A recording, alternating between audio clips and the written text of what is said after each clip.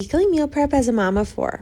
My kids absolutely love anything that resembles a Lunchable, so this week we started out with little turkey and cheese Lunchables. These little cookie cutters were super tall, so I was able to cut a lot of the meat and cheese in one cut.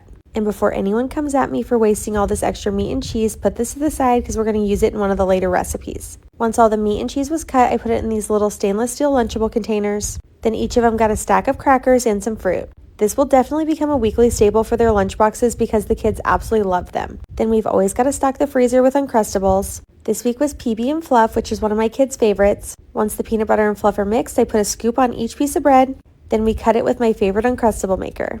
This has seriously made making lunches so much easier for us to have these stocked in the freezer. I try to make sure we've got at least 3 kinds on hand so they can switch it up from day to day. And you can just grab them straight from the freezer, frozen, and put them in the lunchbox. Now with that leftover crust and all the leftover meat and cheese from the first recipe, I made some turkey and cheese crust cups. All this took was adding a little bit of egg and some spices to the mixture. Then they got scooped into lined muffin tins, put in the oven, and once they cooled, I froze them for later.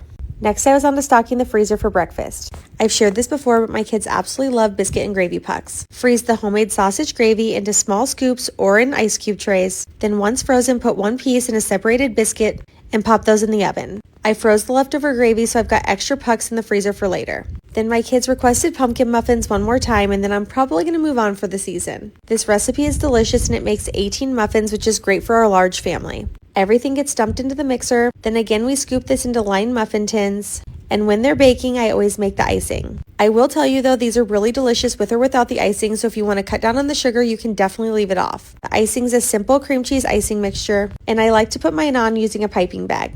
I think Sam and I each got one of these, and by the time you guys see this video, I wouldn't be surprised if the muffins are already gone. And since muffins have become a go-to for us, I got this container to store them in.